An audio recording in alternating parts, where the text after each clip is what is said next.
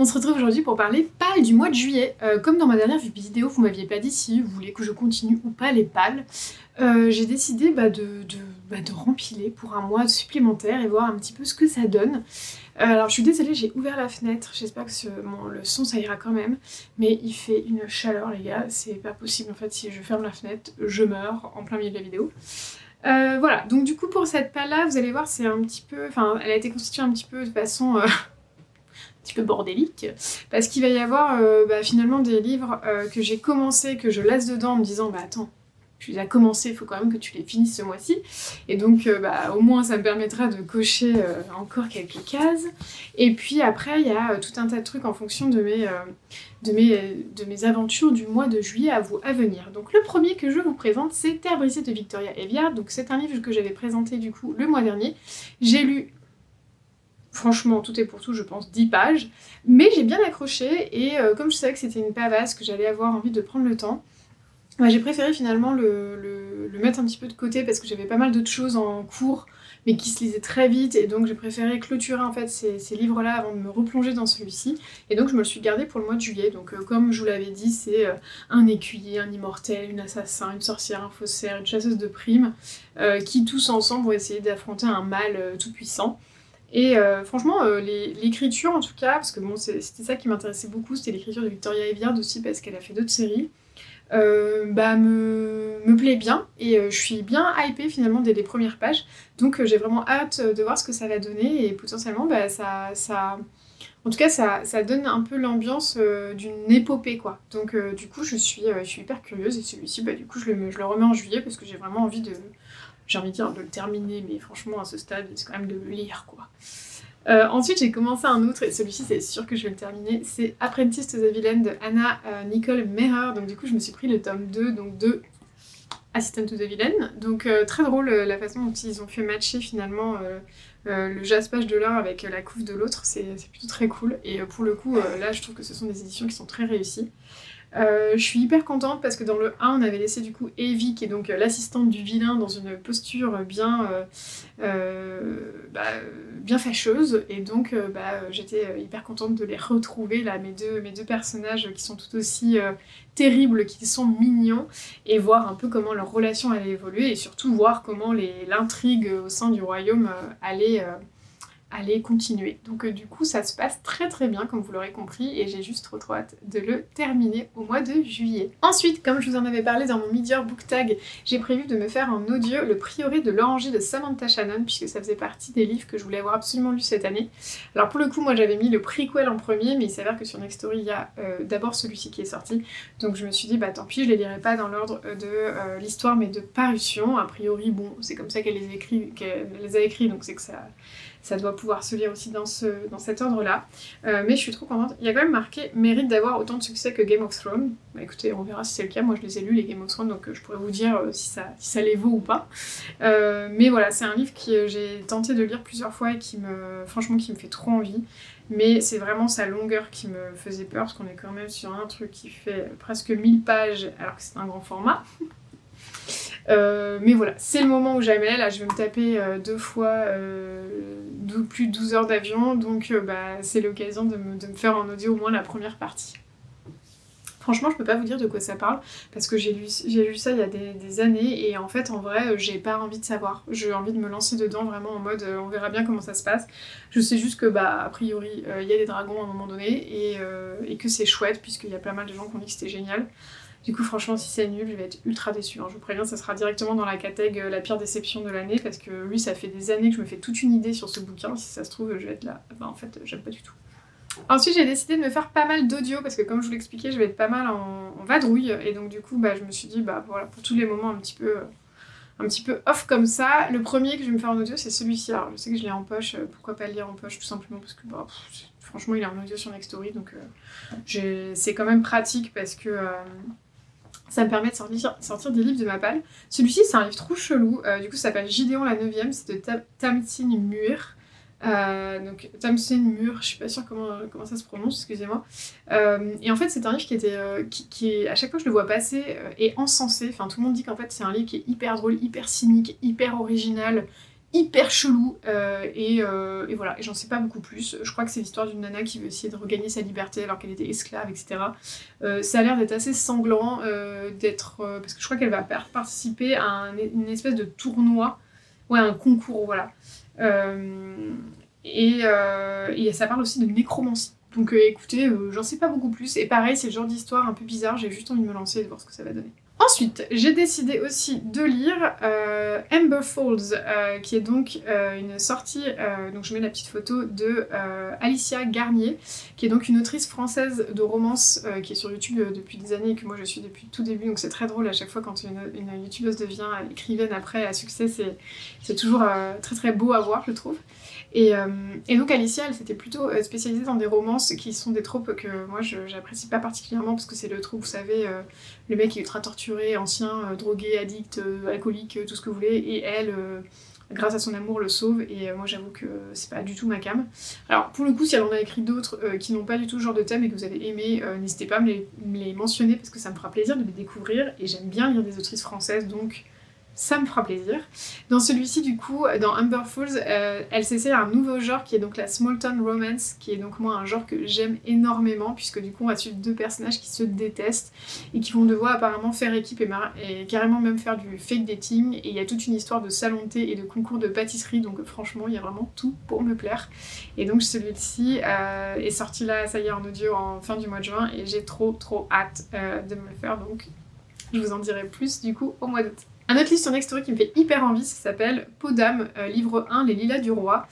C'est de Aude Ziegelmeyer, et franchement celui-ci, mais depuis que les premiers du coup envois ont été faits j'allais dire aux youtubeuses, enfin oui aux youtubeuses, aux influenceuses, voilà, il y a plusieurs mois déjà de cela, les retours sont dithyrambiques en disant que c'est absolument incroyable. C'est a priori une réécriture de Peau d'âne, donc on va suivre une jeune femme qui est cloîtrée en fait dans les murs d'un château, entre les murs d'un château, et son père lui annonce que finalement elle ne sera pas l'héritière du roi puisqu'il a décidé de se remarier avec quelqu'un d'autre et de elle-même la marier avec le fils d'une contrée avec laquelle ils sont ennemis. Mais elle l'entend pas de cette oreille, et donc elle va décider de passer un pacte avec une fée apparemment qui est enfermée aussi, elle, dans le château depuis bien longtemps, mais qui, elle, n'a qu'une envie, c'est de se venger finalement de la famille royale. Donc je pense que le pacte va être assez diabolique pour elle, et qu'elle va soit devenir un monstre, une bête, enfin c'est pas très clair, mais voilà, en tout cas quelque chose qui va l'empêcher de se marier. Donc j'ai hâte de voir ce que ça va donner. Je suis hyper intriguée par le côté réécriture de contes, vous savez que c'est un genre que j'aime énormément, et donc vu les retours excellents, celui-ci c'est à peu près sûr qu'il sera lu. J'ai remis également, sachez, le Chant des Sacrifiés dans ma palle que j'avais mis du coup au mois de mai, donc je vous refais pas tout le bail de quoi ça parle, mais parce que vraiment c'est un livre qui me fait très envie, et celui-ci j'ai vraiment envie de le lire parce que, enfin d'autant plus parce que une youtubeuse du coup que j'aime bien a dit qu'elle l'avait lu et qu'elle avait adoré, donc et comme souvent on aime les mêmes titres, je pense que ça va le faire. Il y a toute une histoire autour de la musique, il me semble, dans ce livre-là, et apparemment ça se fait tout seul, et c'est écrit par deux autrices françaises, donc raison de plus pour le lire. Et donc je n'ai pas eu le temps de le lire parce que j'ai lu à la place d'autres livres, mais croyez-moi, il est toujours en bonne posture pour être dévoré. Et pour le dernier livre du coup que j'ai décidé de lire en audio, il s'agit de Palace, dans le ventre de Troie, de Marine Carteron, qui est donc pareil un livre qui a été beaucoup encensé par Muffin and the Books, vous savez, donc l'écrivaine aussi qui a écrit Affronter la nuit notamment, et qui est youtubeuse et qui fait des vidéos où moi personnellement je me tape des énormes barres de rire et je l'aime beaucoup. Et donc elle a beaucoup encensé ce livre, enfin cette série en tout cas, qui est donc une réécriture de la guerre de Troie, mais vue par d'autres points de vue, et notamment, si je me trompe pas, par le point de vue d'Athéna. Et ça m'intéresse beaucoup. J'avoue que ça fait un moment que j'ai vraiment très envie de lire des livres comme ça sur soit des épopées un peu antiques, soit des mythes et légendes, soit des personnages. Typiquement il y a Circé qui me fait envie depuis des années, de Madeline Miller, et voilà, et donc celui-ci me tente bien, il est en audio et à ce qui paraît c'est hyper bien, et je me dis tiens, ça me fera du bien aussi d'aller dans des genres un peu différents. Donc je me le suis rajouté à la palle. En plus je pense que ce côté un peu guerre de Troie, chaleur, etc. et tout, avec ce côté d'été là, ça s'y prête. Voilà pour tous les livres audio que j'ai prévus, donc comme vous pouvez le constater, il y en a pas mal ce mois-ci, j'en ai 1, 2, 3, 4, 5, 6. Donc on verra si j'arrive à tout tenir, vu comment déjà le priori de l'oranger est long, mais les autres me font tellement envie que bah, ça peut se faire. On va voir, parce que ça dépendra un petit peu de si j'ai le temps ou non. Ensuite, j'ai décidé de sortir ce gros bébé, l'Empire d'Or de S.A. Chakraborty, de Saxius du coup, de le mettre dans ma palle du coup et de le sortir de ma bibliothèque. Pourquoi ? Parce que, parce que tout simplement j'ai vraiment besoin de savoir si oui ou non c'est un livre qui va me plaire. Je pense que ce que je vais faire, c'est que je vais adopter la même stratégie que j'avais adoptée pour Nevernight le mois dernier. Je vous raconterai un peu ce qu'il en est. Et du coup, ça va me permettre au moins de l'avancer un maximum et de voir comment je me sens par rapport à ça, par rapport à ce livre.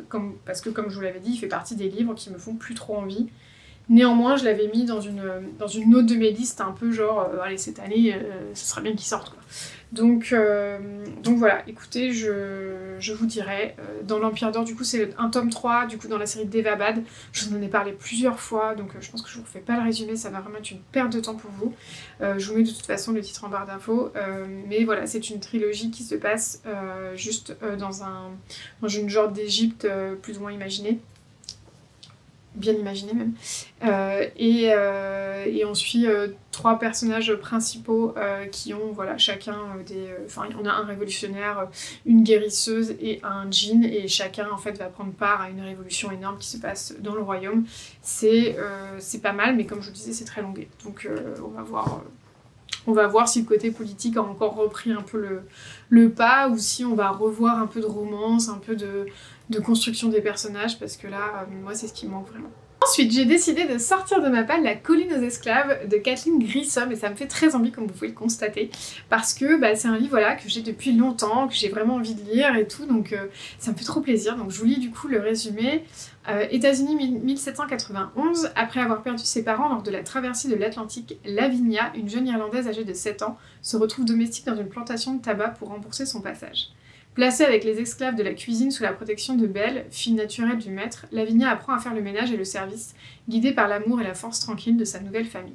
Cependant, malgré tous ses efforts, elle ne peut faire abstraction de sa peau blanche et pénètre peu à peu dans l'univers de la grande maison. Lavinia parviendra-t-elle à chevaucher 2 mondes que tout oppose ? Je trouve que c'est ça qui est génial, ça a l'air vraiment trop cool de cette petite fille, et je sais que j'avais commencé à le lire, je crois que je l'ai déjà dit, j'ai mon marque-page qui est encore là, c'est mon marque-page Ferry-Out, février 2018, mon dieu. J'avais commencé à le lire, j'avais trouvé que ça allait être une histoire assez bouleversante, je pense, et c'est écrit super gros, ça va se lire très très bien, et je pense que je vais pas le prendre avec moi en vacances parce qu'il est beaucoup trop grand, mais celui-ci, je pense que ce sera un des premiers livres que je lirai quand je rentrerai de mon voyage, parce que ça fait trop longtemps qu'il me fait envie, quoi, et que j'ai envie de remettre aussi un petit peu un livre historique comme ça par mois ou 2, parce que je trouve que j'en mets pas assez dans mes pages. Voilà. On va finir par 4 romances, donc si la romance ça vous intéresse pas, c'est le moment de vous dire au revoir. Et pour tous ceux qui, comme moi, sont des aficionados de romance, c'est parti. J'ai décidé de sortir 2 petits formats, enfin les formats américains, vous voyez, c'est des formats qui sont pas vraiment des poches, mais ils sont quand même assez pratiques, on va dire, pour partir en vacances. Donc le premier que je sors de ma palle, c'est Savor It de Tara DeWitt, qui me faisait vraiment très envie. Je vous l'ai présenté du coup il y a dernièrement là dans mon book haul, voilà, je vais y arriver, où là on va suivre 2 personnages qui vont devoir faire équipe aussi, je crois, dans une compétition de nourriture. Je crois que c'est ça, hein. Et lui c'est un chef, en fait, un ancien chef. C'est le mois de la bouffe. Entre Amber Falls et celui-là, c'est assez drôle, les compétitions de nourriture, c'est pas fait exprès. Donc on va suivre, voilà, elle qui donc fait partie d'une petite ville où tout le monde la connaît, etc. Et puis qui sort d'une rupture douloureuse où tout le monde a son avis à donner sur la question. Et lui, c'est un ancien chef un peu bourru qui vient s'installer dans la même ville que cette nana-là, et donc ils vont faire équipe ensemble pour s'aider l'un l'autre. Je crois qu'il y a une histoire aussi de fake dating, ça a l'air trop cool. C'est encensé par Liz Tomford, j'adore absolument tout ce qu'elle fait.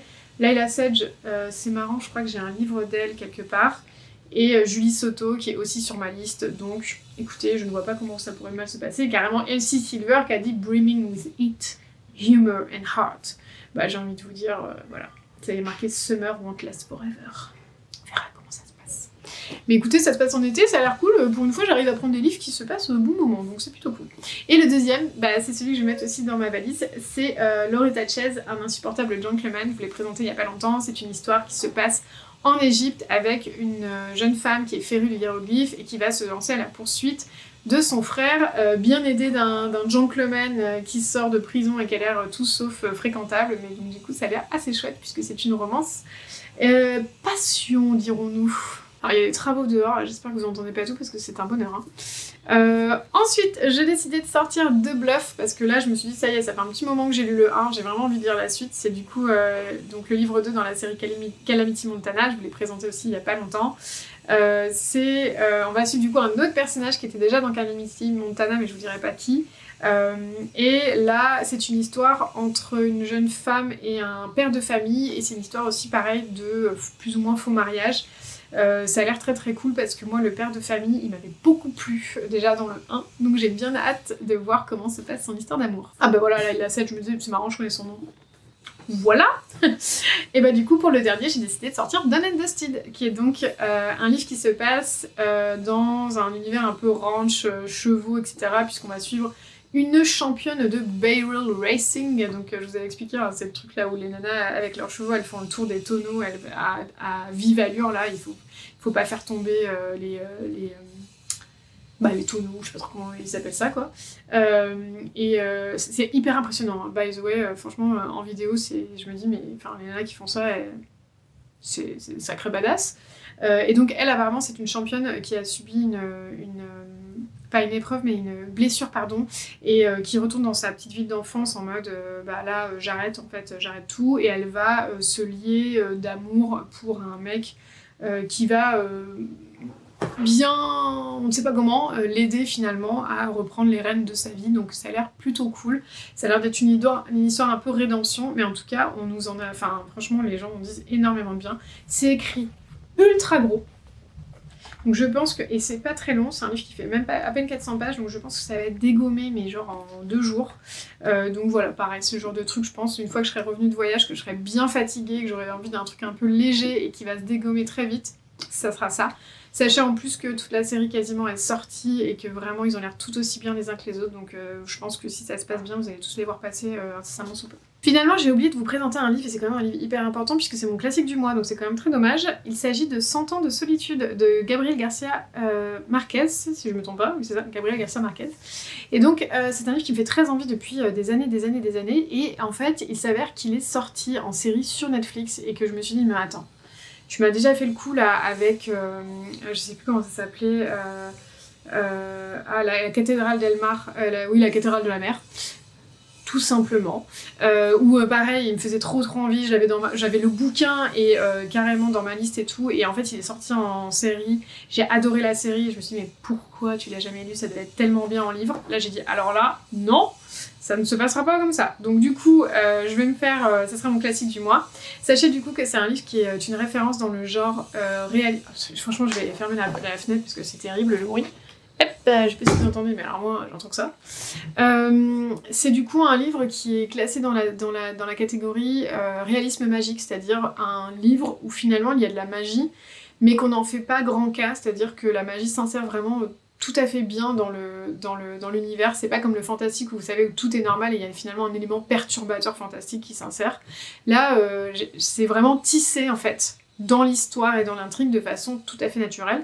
Et c'est un genre qui m'intéresse énormément, donc j'ai hâte de voir ce que ça va donner, parce que celui-ci, en plus, l'auteur a reçu le prix Nobel, donc à un moment donné, je me dis, et c'est considéré comme un chef-d'œuvre, donc ça doit quand même être vraiment bien.